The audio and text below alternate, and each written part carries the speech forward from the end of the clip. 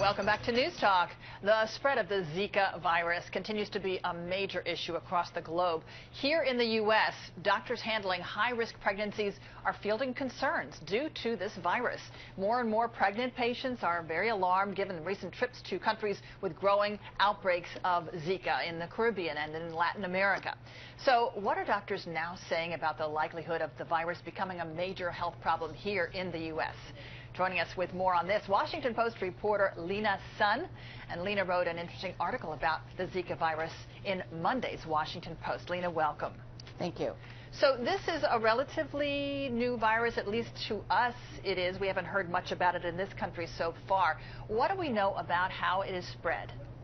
It's spread primarily by mosquitoes. The type of mosquito is called the Aedes aegypti. That mosquito is primarily in the southern area of the United States along the Gulf Coast, Texas, Florida, Louisiana. That's the primary vector is what it's called. But it also can be spread through sexual transmission in more than what researchers initially thought. And there is another type of mosquito called Aedes albopictus that's lives in a much broader range of the United States, sort of a big chunk of the East Coast. But in order to get the Zika virus, you have to get bitten by a mosquito that's carrying it. And most of the cases in the United States have been by people who have traveled abroad, gotten bitten, been infected, came home, got sick. Wow. So is there the fear that the mosquitoes around here might start carrying this disease?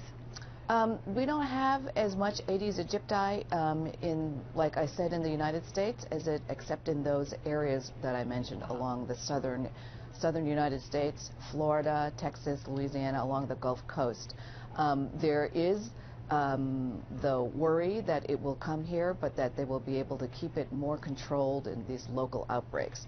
Florida has had this mosquito. This mosquito also carries dengue and chikungunya, which are two related viruses. Florida's had small outbreaks of dengue, but they've been able to control it. So you profiled a woman in your Monday report who recently had traveled to Central America. Can you tell us her story?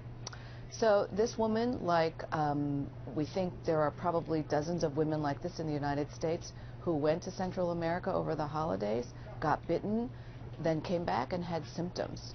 And when she went to her doctor here, they monitored her with her ultrasound, and everything was okay until about 20 weeks when they found that there were birth defects that were very obvious and that there was basically no good quality of life for the baby, and this woman chose to have an abortion. The cases that the Centers for Disease Control and Prevention have been tracking, there have been about 9 women, and they've had different kinds of outcomes, but 2 women have had abortions because they saw the defects that were there in the sonogram and chose to terminate the pregnancies, which is, as you know, I'm sure was a horribly difficult and devastating decision. Oh, I can imagine. Does it matter what trimester of pregnancy you are in when you get bitten? Well, they used to think that you were most vulnerable in your first and second trimesters. When the fetus is developing, the brain is developing, the critical time is 13 to 14 weeks.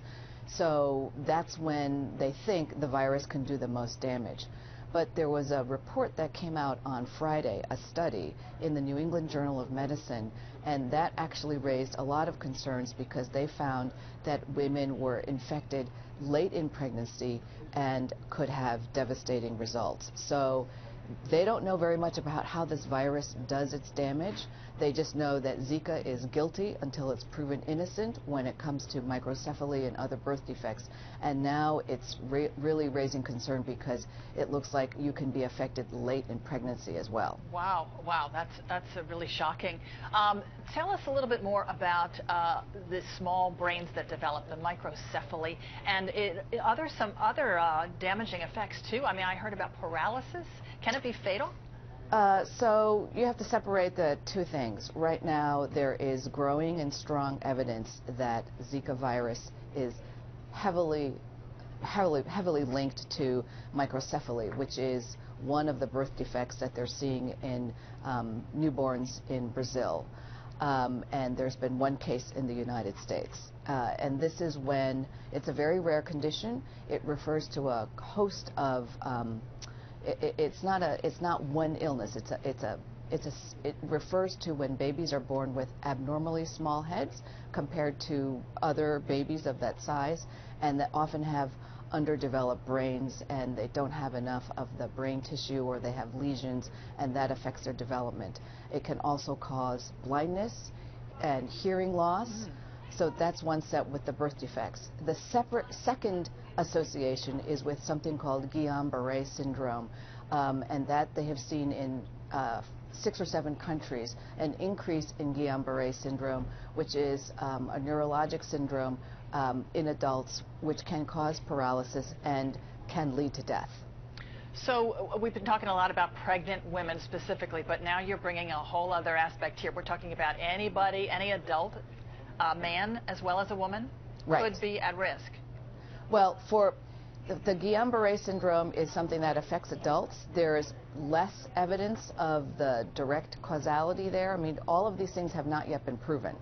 But for Guillain-Barré, that there is evidence of that, and that's one thing that they are researching, and they're trying to make that connection. As for the pregnant women, what we wrote about in Monday was this sense that a lot of obstetricians and clinicians who specialize in high-risk pregnancies, they're getting calls from these women, and they don't know what to do because they don't have the research. At the same time, you can't wait around 3 years for the research to come in. You have to be able to tell this woman, well, you know, here's what we think is going to happen. And the problem is no one really knows. And so you just have to do as many screenings as possible. The problem here is a lot of times when the serious birth defects show up, it is, you know, it's sometimes maybe too late to do anything about it. And as far as symptoms go, I mean, you think about going outside in the summertime, and we are always getting bitten, it seems, by mosquitoes and not thinking anything about it. Maybe a little itch or scratch here and there, and that's it. But are there specific symptoms that are associated with the Zika virus? Yeah, there are common symptoms with a lot of other things like the dengue and the chikungunya virus. So it's redness, joint pain, rash, redness in the eyes, headaches, those array of these common symptoms. And it seems that the people who have been most affected so far are, for the pregnant women, are people who had those symptoms. And the more serious the symptoms, it seems like in a few of those cases that we know about, the more serious the outcomes. And the problem with this mosquito is it likes to bite in the daytime, and its bite is relatively painless. So you're not going to notice it. You're not going to try to swat it and, you know, kill it. It's a tiny little mosquito, and it's very, very deadly in terms of what it can spread. Yeah. And I guess the scary thing is that this is the time of year when so many of us are planning vacations to somewhere warm, like the Caribbean, like Latin America. So this must be, I would think, affecting the travel industry. I think it is. And when I was in Puerto Rico last week, actually 2 weeks ago, people were still there. They still had a lot of tourists, and people were somewhat aware. But a lot of people don't pay much attention to mosquito bites, and you have to take this all with a grain of salt. For most adults, this is a mild illness. 80% of people don't even have symptoms. And once you get bitten or infected, they believe that you have immunity long term. I don't know if it's for the rest of your life, but it's long term.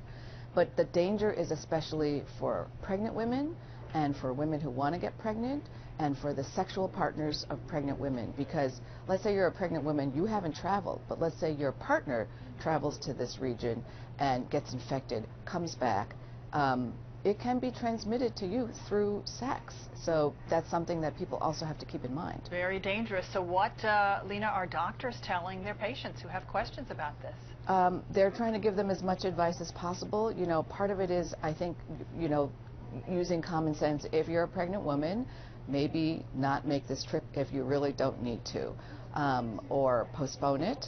And if you are an adult, maybe with compromised immune system, then just take really good precautions. Make sure you don't get mosquito bites. You know, you can put on mosquito spray and long sleeve clothes and be really vigilant and stay places where it's air conditioned. And not go lie on the beach half naked and be out at all days, hours of the evening, especially at dusk, or and not wear mosquito spray.